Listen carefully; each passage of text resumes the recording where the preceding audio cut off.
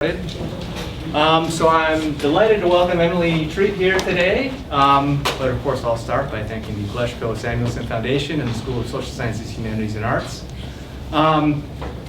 Emily underwent a kind of game today getting here and overcame the adversity, braved the elements of things going wrong, journey to the center all of the levels. Yeah, you leveled up, you're here. She's, again, VP of Production Management. Production services at Games for Change, and she'll be talking to us about social impact games and digital capacity building. Please join me in welcoming Emily Treat. So just to start, can you guys all hear me if I speak at this level? Yeah. I can yell louder, but I have a pretty deep voice. How many of you guys consider yourselves gamers? Play games fairly regularly. How many of you have games on your cell phones? A few more. I would call you gamers too. A lot of people don't self-identify as gamers because there's this sense of every gamer is in their basement and they're like drinking their soda and pimples, but we're not all like that. Actually, my school was a lot like that. So I'm going to talk to you guys a little bit about digital impact games, social impact games, games for change, education games. Gamification. We have like a million different names that we call it, but basically Games for Change is the organization I work for, and we believe that games can be used for greater good, and so however you want to define that and what bucket that fills into, the idea is that games, like every other type of media, can be used to affect behavior, to impact people, to teach people. If you think about documentary films, right? For years, the film world was creating great entertainment films, and then they started using them to inform people and do documentaries, right? So we think that games can do the same thing. So I'll tell you a little bit about my organization, where we came from. The Games for Change organization started about 14 years ago. We have started with doing really kind of trying to shine a spotlight on the great games in the space, the great developers that were making games in this space. And so we started by having an awards festival. It's really turned into kind of a large conference now where we have speakers come, and it's a really fun time to kind of learn and see different games, and we get to play a lot of games. We also are doing a lot of other programs. As the organization's evolved, we've kind of begun doing more things around helping to serve the public and getting people in the community to make games. So one of the programs we piloted last year is the Student Challenge, where we're working with middle school and high school kids to teach them how to make games, but then also teaching them about different issues in their communities and having them respond by making games about them. And so we're now expanding that to Dallas and Pittsburgh this year. And we basically picked a number of different theme partners, and then the kids make all of the games about these themes. I think the animal welfare one was the popular one last year.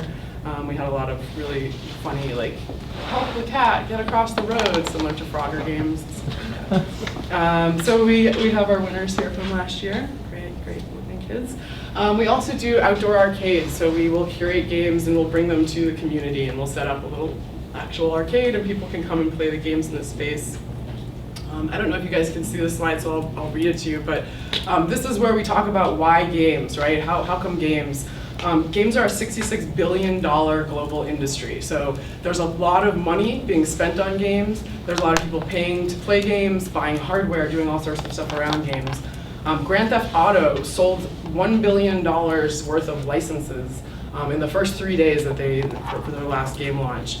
Other people don't realize, again, that games are ubiquitous. A lot of people think that most people playing games are teenagers, but really the average gamer is a 35-year-old female, which most people wouldn't really expect.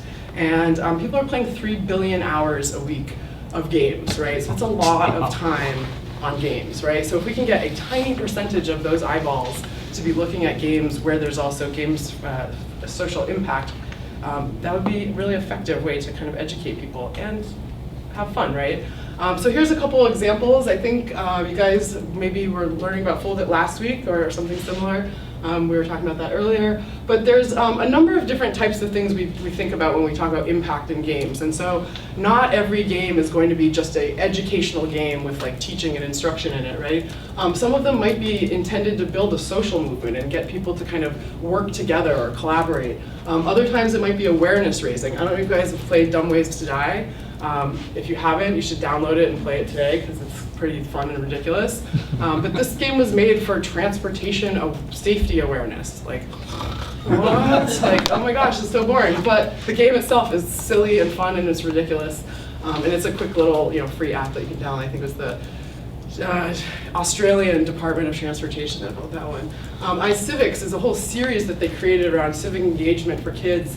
They realized that the majority of students in our nation, they can name the 3 judges of American Idol, but they can't name the 3 branches of government.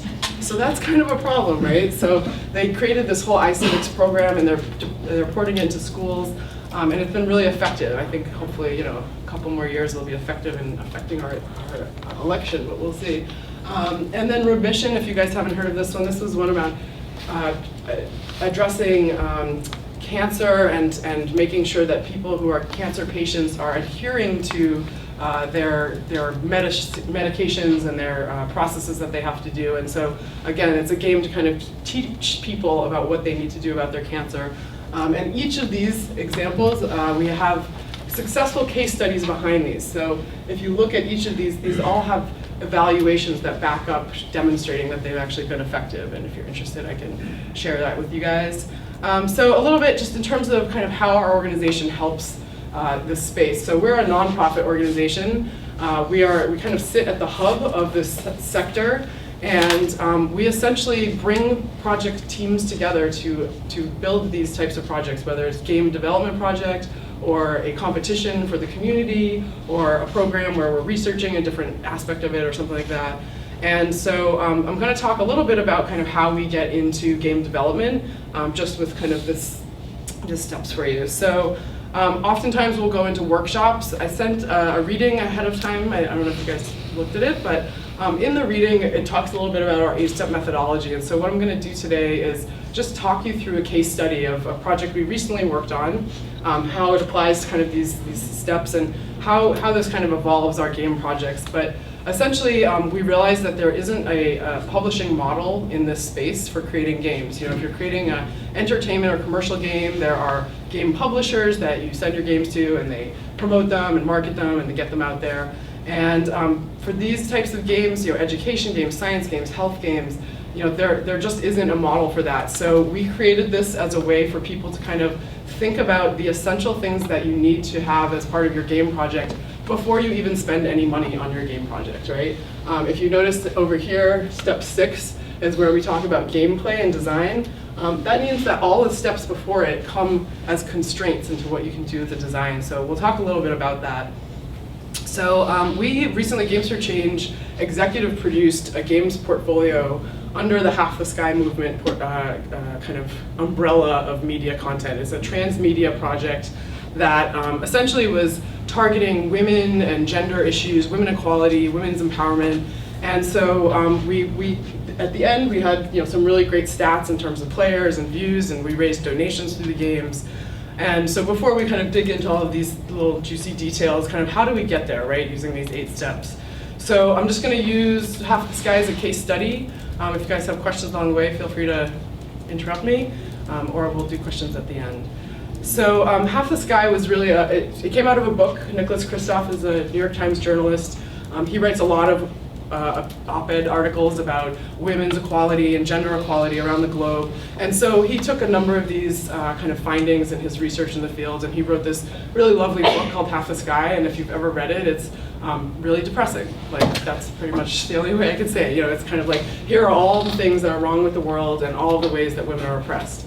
And so he was like, let's make this into a fun game. And we're like, all right. But one of the things that was an issue with the book was that he had a following of readers who read his columns every week. And then he came out with his book, and they're like, great, yeah, all the readers came and read his book, but he really wasn't reaching new audiences with his book. And so he felt that a game would be a great way to reach beyond the choir and bring new audiences from across the globe into these issues. And so what we wanted to do, so kind of thinking first about who this audience is, right? Starting at the very kind of top of this pyramid, who's the audience that we're trying to engage? And so one thing that we decided as kind of part of our goals for our project was that we wanted to both have games that would be able and available to audiences in the developing world, as well as making games that create and raise awareness to Western audiences around these different issues. And so with that, we knew we had multiple audiences, and so the first thing that we realized we had to do was we couldn't just create one game, we needed to create multiple games. So we're now looking at a games portfolio just because of the scope and the scale of the types of audience we're trying to reach. So again, we're looking at kind of these, the context of use next. So thinking about, now we have audiences, they're gonna be in different places. Well, when we start thinking about kind of our different, who's using this game, how are we gonna make this game for these audiences, we knew that our Western audiences were fairly tech sophisticated. Everybody's on Facebook, people are playing games, people download stuff to their phones. And so creating a game and game content for mobile devices and for Facebook would have, that's fairly, it makes sense, it's fairly ubiquitous.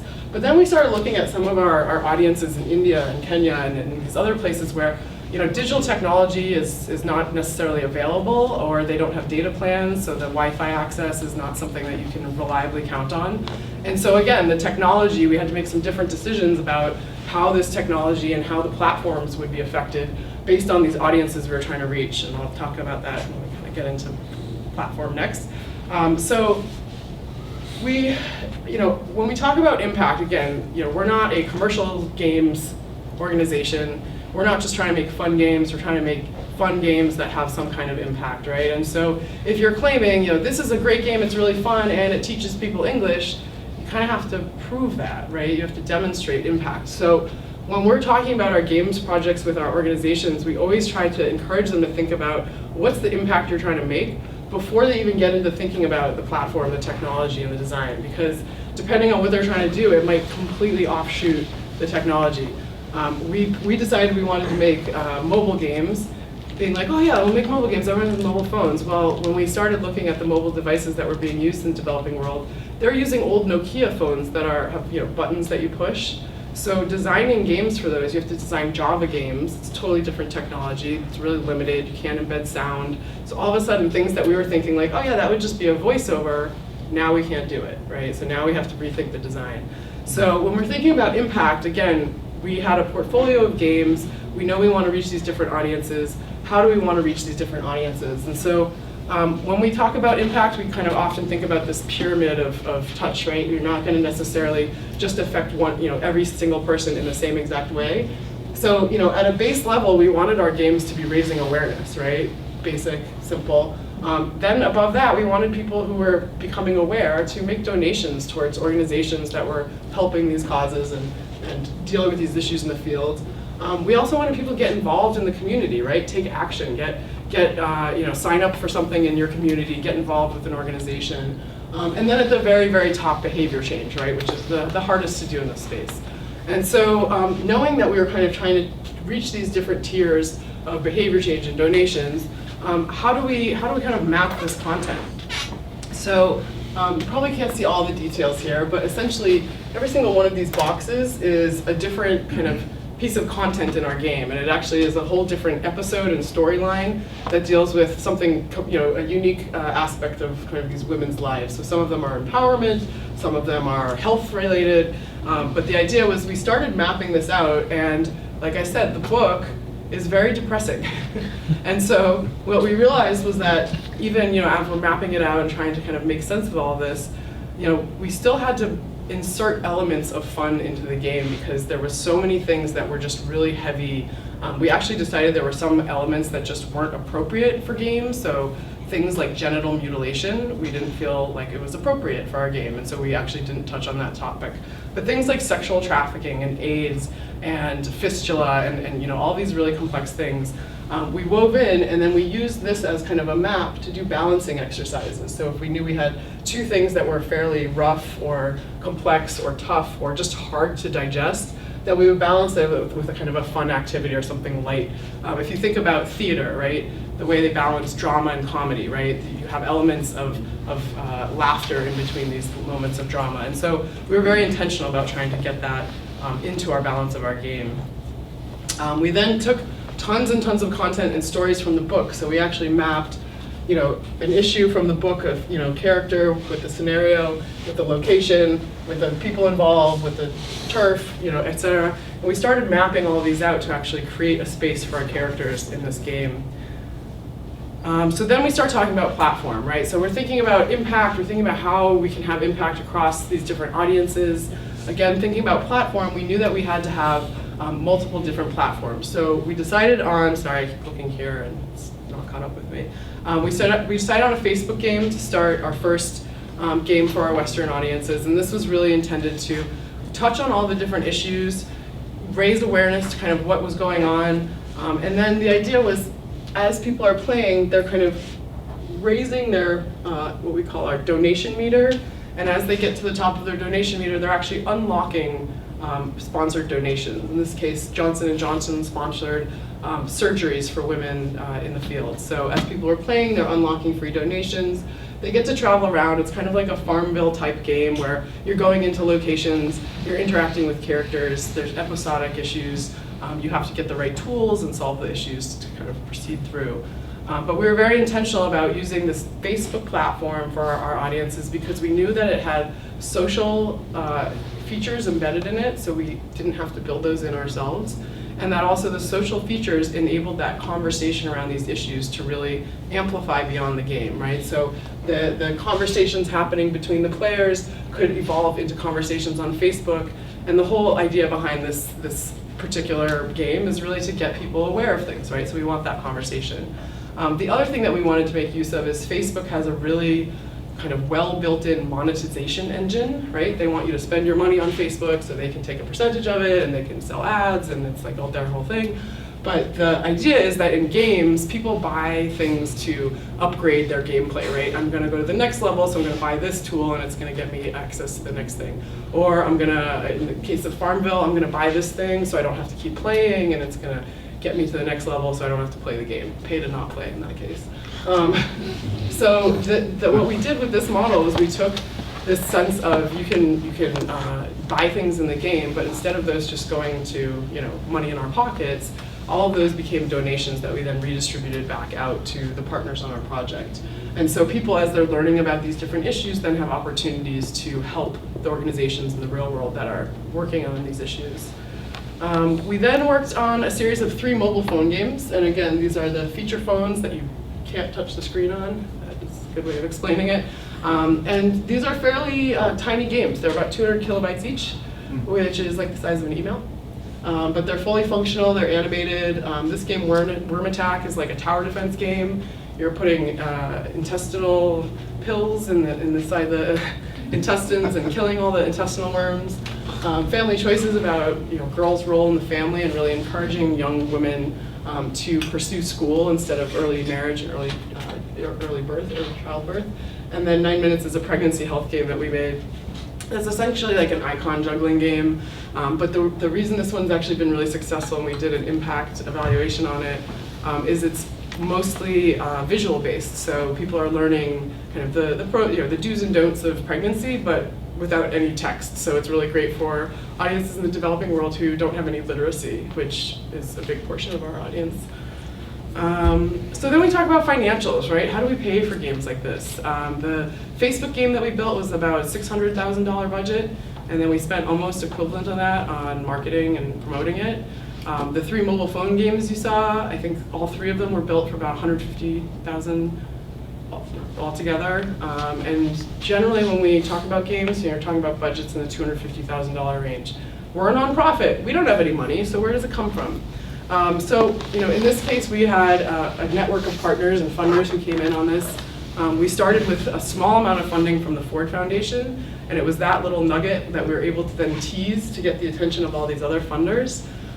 What did we do? How did we find these funders? Where did we look? Well, we actually looked at funders who were specifically engaged in corporate responsibility funding programs around issues of women's, gender equality and women's empowerment. And so Intel has a program that they were doing. The Rockefeller Foundation has some interest in that space. And so we started plucking funding from these different spaces and pulled all of these together to create our game. The NEA, National Endowment for the Arts, started funding games for the first time ever with our game, and now they're actually very actively funding games every year. So if you guys have great game ideas, you should put proposals together and send it to them.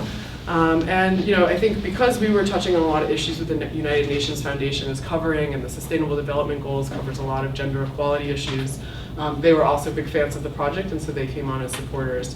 But again, I think the message here is look for sources of funding from multiple sources. It's unlikely that you'll be able to fund a game with just a single source or with money from your own pocket.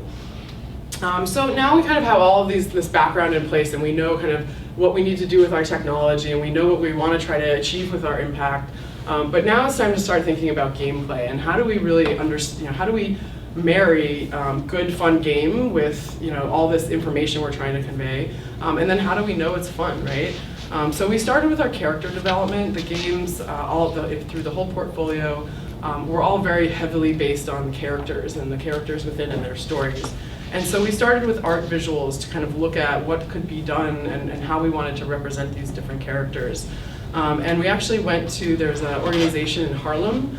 They deal with teens and women who have been victims of sex trafficking, and so we went and worked with them. They were one of the partners on the project because we were dealing with that issue in the content. And so we went up and we actually met with the girls, and we asked and invited them to create costumes for our characters and to come up with ideas for art for our characters. So you can see some of the inspirations here. We then created kind of a whole cast of characters. In the game itself, you're traveling around the globe, so we really wanted to have visual representations of all different ethnicities. We very much wanted the message to be received that this isn't just an issue that is something that's over there or abroad, right? This is an issue that's at home. So we also had American characters and American locations that took place in the game. We created our game map, right? Everything starts with the game map. Where do you go? How do you explore? But we were really trying to figure out at this point what we're trying to make of this globe. Is this a real globe? Are we representing real countries? Is it kind of an amalgamation of kind of country-like things? Or are we targeting real places or these specific stories? In the end, we decided to go with to select a set of countries that were representative of kind of a range of issues, but also reflected a lot of different cultural identities. So then we started getting into, now we have a map, we have our globe, we have our places. Now we need to start kind of digging in and what are these locations going to look like? So our art team put together a lot of really great art. I'm just kind of flipping through some of these now because I know there's a lot here. This is our Vietnam location, so you can see some of the great stuff. So then we again, bringing back to our main character, we knew we wanted to have a character in our story who was really going to make people feel empowered and also to give people hope when they're playing this game. But how do we do that when we have so many issues that are really negative and just kind of downer issues, right? So what we decided to do was we made our main character a female protagonist, and we placed her in a position of real oppression at the beginning of the game. And then the idea is that through the game and through the gameplay and playing through these stories, you're moving your character from a position of oppression to opportunity. And so that, as the message that we kind of conveyed, is that anybody has the opportunity as long as they are pursuing education, as long as they're kind of making these difficult choices. And some of them are really difficult, right? We introduced right away the choice between getting food for her child or getting medicine for her other child, right? So this kind of scenario of you have two choices that are both really difficult. It's not easy choices along the way that gets you there. So we started thinking about this character and kind of the scenarios that she would be in. We started creating dialogue, and we worked with a writer to kind of start producing lots and lots of content. And so we felt really good about it, right? We have a story, we have locations, places to visit, a map to explore. I don't have a slide of it, but you could actually explore other countries and relocate around the globe. And so how do we know it's fun, right? Like, this is where the kind of a lot of criticism in our space will come from, it's chocolate-covered broccoli, right? It tastes bad. I know it's supposed to be educational. I can sense that you're trying to teach me something. It's boring. I'm gonna reject it just because I know you're trying. You introduced it to me in a classroom. I hate it, right? So this idea of how do you get people past this sense of chocolate-covered broccoli, and also, how do you know, right? As a designer, I'm like, I think it's great. I love my ideas. Thank you. Yeah. But how do you actually have that perspective? And so that's where we kind of go back to our map and say like, how do we know that like, is this fun? Like, I don't know, like, is this fun? Like, I don't. So the thing that we do, and this is something kind of, it exists in the game space, but it can exist in any kind of software development or product development space, is what we refer to as a first-time user experience, or a FTUI. And for our FTUI, basically the idea is like you need to get your person into the game. They need to know what they need to do. They need to know generally what like the instructions are to not screw up so bad.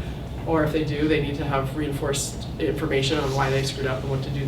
Like all this information. But we don't want to start the game experience with like, here's a 60-minute tutorial on all the rules of the game, right? That's super boring, and it's not what people expect at this point. So we went in, we did a valuable user experience testing with our colleagues at Zynga, who were big supporters of the game. Zynga allowed us to go in. They do massive amounts of user, well, they did, I don't know what they're doing these days, but they did a massive amounts of user testing, and all down to the color of a button, right? Should it be green or purple? Oh, 50% of people like this, okay, we're making it purple, right? So they went in, they did a round of testing for us, and they came back with a lot of feedback.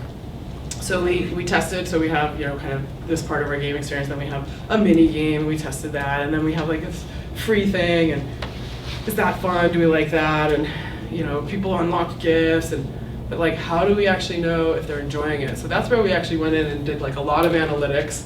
We asked a lot of questions about what they're playing. Do you understand what you're doing? When do you want to quit? We could look behind the scenes. Facebook allows you to go kind of under the hood and look at when people drop out and what they're doing, and you can look at a lot of user behavior. And so from this, we were able to extrapolate a lot of information around, okay, yeah, people are playing 15 minutes at a time. All right, people don't seem to like this level. They don't come back again. They're doing this a lot. Okay, that's interesting.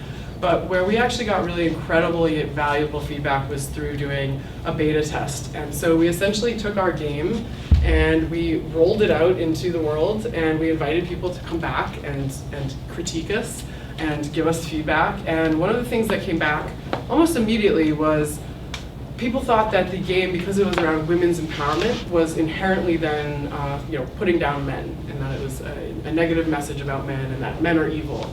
And that really wasn't our intent. The purpose of the game was not to kind of be like, women are oppressed because of men. It was just, oppression exists mostly because of structural things in society.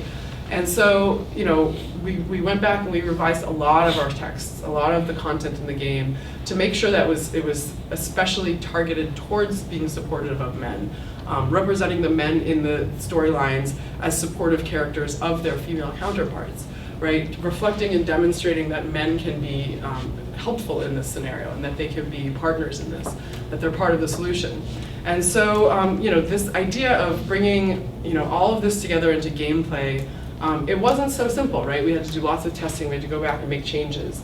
It gets expensive to go back and make changes. So obviously, you don't want to do that as much, but that's really the best way to get to, a game where you can say, okay, we've tested 100 people, and 80 of them think it's fun. We think we have a fun game, right? As opposed to, I played it a lot of times and I like it, which is valid, I would think, but maybe not everyone else would think that. So then when it comes to execution, right, we're talking about gameplay, we're creating a Facebook game, we're creating these 3 mobile phone games.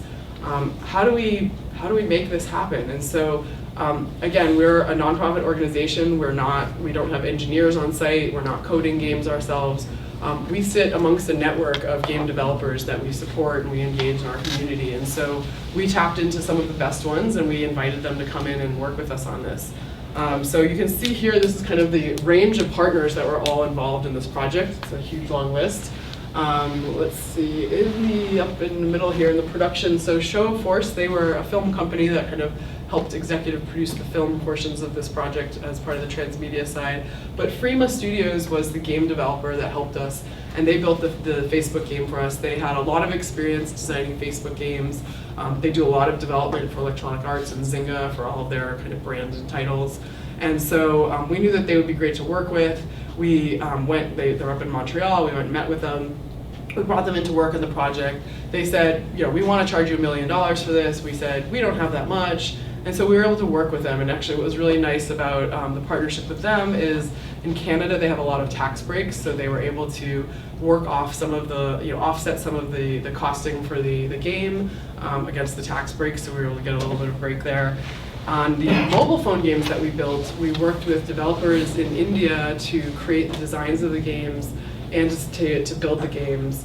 And then we also worked with them on the implementation side to distribute the games. And what's really interesting with them is because they're based in India and they build a lot of impact in health games, they are working within a network of essentially frontline healthcare workers who go to communities with no access to institutionalized healthcare. So if you think about a community that is in such a far remote place that they don't have any hospitals or even like a remote mobile hospital or anything like that. So they send these volunteer healthcare workers door to door to go visit pregnant women and sick children and things like that. And they're deploying these healthcare workers with mobile phones. So guess what we did? We put our games on them, right? So now we've got people exposing communities that have had no access to technology or media ever in their lives, bringing technology to them, bringing them games, bringing them content to enjoy. So these partnerships that we've developed, in these kind of game projects, they go much further beyond just being kind of content or subject matter partners or funders and development partners. The distribution and marketing and promotion is also a huge part of it, right? So if we can offset costs by getting and deploying the games directly into the hands of people, or if we can get free advertising because Zynga will advertise our games on their site, that's a huge win for us because again, it's a nonprofit. We're trying to kind of squeeze out everything we can.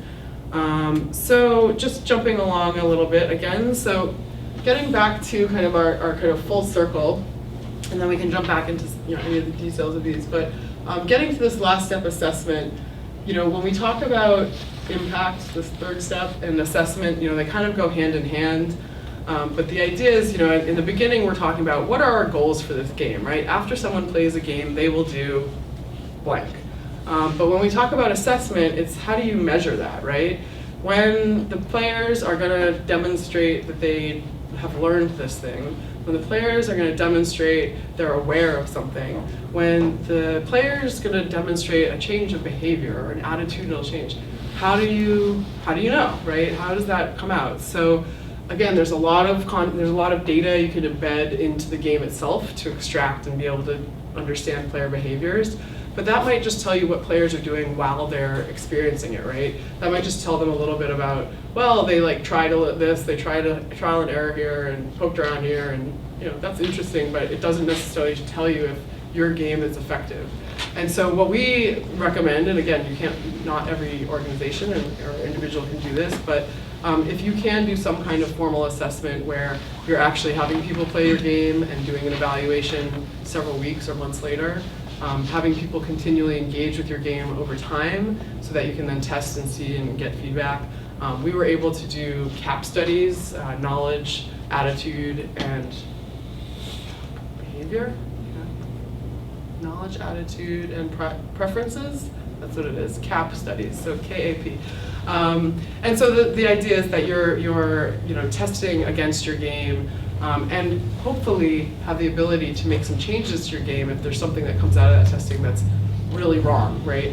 Everyone who plays your game is stupider. Okay, that's not great, right? You want to go back and make changes. Or everybody who plays your game is confused, right? That's not good either. Or everyone who plays your game is angry, right? So all those kind of things you can test for, you can evaluate what's going on. We've done testing, I used to work at Leapfrog. We did testing with kids behind one-way mirrors. So you're kind of observing people and they're waving at themselves and they think that they're in a mirrored room, but you're basically observing them. We've worked with behavioral scientists, developmental psychologists to talk about how to measure these things, how to evaluate this stuff. One of the things that was interesting about our game, if you go back to,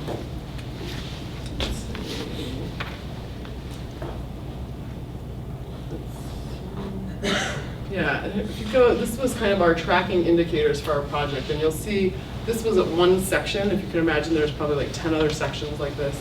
And so they basically came in and said, all right, we've got all of this content in your game. You've got 4 different games. You've got these different formats. You've got different audiences, different locations, different languages, different like all this stuff to test. And so the first thing they said was, we're not going to test everything, right? What the evaluators and good researchers are great at is coming in and looking at your product and saying, here's where you probably will have the most opportunity to demonstrate impact, right? And so that's what you target and go after. In our case, we had a fairly robust evaluation done around our pregnancy health game. We were able to identify fairly large changes in behavior, which is really exciting. Through that, though, we really were targeting the specific changes in the gameplay. So when it was like, smoke cigarettes, don't smoke cigarettes. Like, we were testing people on that level. Eat G, don't eat G. Eat this, don't eat that. Get sleep, don't, lift things, don't lift things. So we were testing people on every single kind of element. What was interesting is that within our game, the same gameplay, certain things were much more effective than others, right? So certain messages were much more kind of memorable to people that played than others, even though the gameplay was the same exact thing. So again, kind of thinking about the behavior change, how you're going to evaluate on these different levels. It could be something that you're not. We were talking earlier about kind of if you are evaluating your game for school, is that more important than evaluating your game if you're trying to just prove that it raises awareness to drinking more clean water, right? And so the idea behind getting games into any kind of school system with a curriculum to it is that you have to demonstrate that your game or your game tool is better than direct instruction, right? You have a teacher talking to a class. Universally, it's always better, it's best form of instruction. There's obviously benefits to having individualized instruction, all these other things, but the marker is always, is it better than direct instruction? And so if you can evaluate against that, that's great. The same thing at hospitals. If you want to get your game to be used as an alternative intervention for some type of medical thing, I'm working on a game right now with haptic feedback for chronic pain management. It's a virtual reality game, and every time you get something right, you get like a shock, and we still haven't figured out the details, but we're testing it overseas.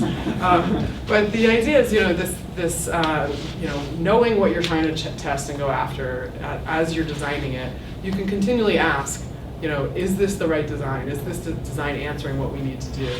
When we started talking about, we were making games recently for raising awareness to the national parks volunteer program, right? It's a very specific thing. And so when we started talking about that, we're like, oh, okay, so we just need people to know that there's like volunteers who do stuff, like, all right.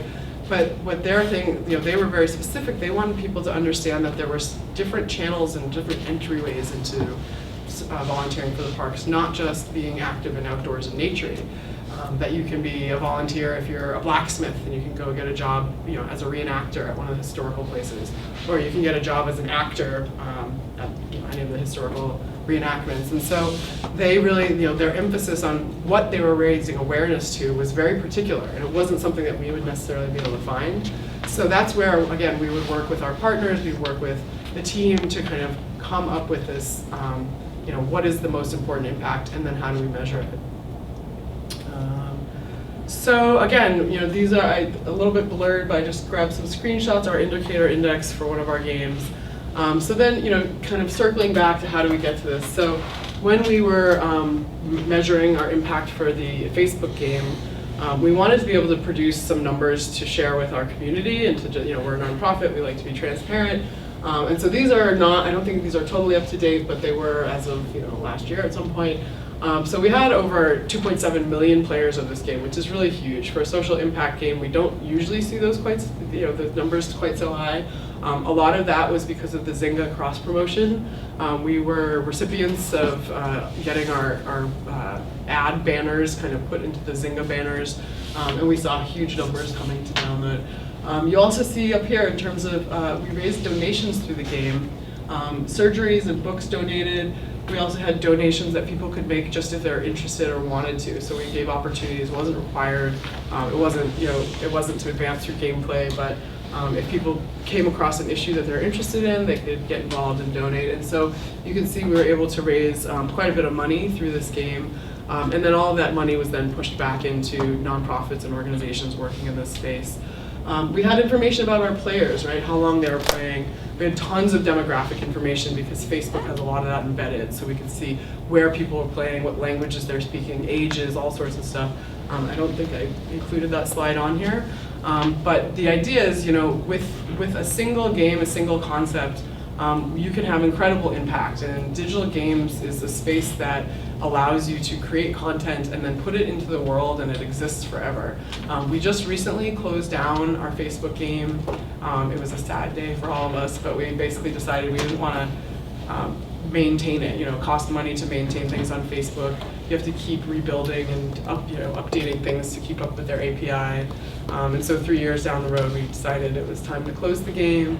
Our mobile games are still available on the app stores. That's one of the nice things about the app store. You can release it there and it stays there forever. And then what we ended up doing with the Facebook game was we realized that there was a hunger for these types of content and stories about these characters in the developing world. So we actually took all of the stories and the storylines from the Facebook game and then adapted them into interactive mobile apps that we could deploy on Android phones. One of the issues was that in rural India and remote places of Kenya and Uganda, you're not going to find people hanging out on Facebook for hours at a time. Their data plans are a commodity, and they're not going to go and sit in a computer house for a couple hours to play our game. So we needed to create it in digestible ways. So we actually went back, reformatted, changed the platform, and actually simplified it quite a bit. We added voiceovers so that they wouldn't have to read anything, and really kind of created these little small kind of episodic snippets to release and offer. And so those we put out in the App Store. They're continuing to be downloaded, and we love that. But yeah, so I think, again, just wanted to kind of explain to you guys how we think about game development as a whole. This is just one of the examples of the types of projects we work on where we're producing content. We also have another side of projects that we work on where we're inviting the public to produce content. And so we're creating game design challenges with cash prizes to bring other people into the space, right? We want to get more game designers out there and people thinking about games. We just recently launched a game, or closed a game design challenge, which we're now going to be launching a Kickstarter for this month. And the winner of it was actually not a game designer at all. She was just very passionate about the project. The competition was around designing a game for nuclear weapons risk. And so she happened to have a background working at the the National Securities Archive, and just had a lot of really great information, was inspired, came up with a great game concept, and so we paired her with a game developer to build the game for her. So we're going into a fundraising phase now. It's our first Kickstarter, should be really exciting. But yeah, that's all I've got today. And I'll take questions.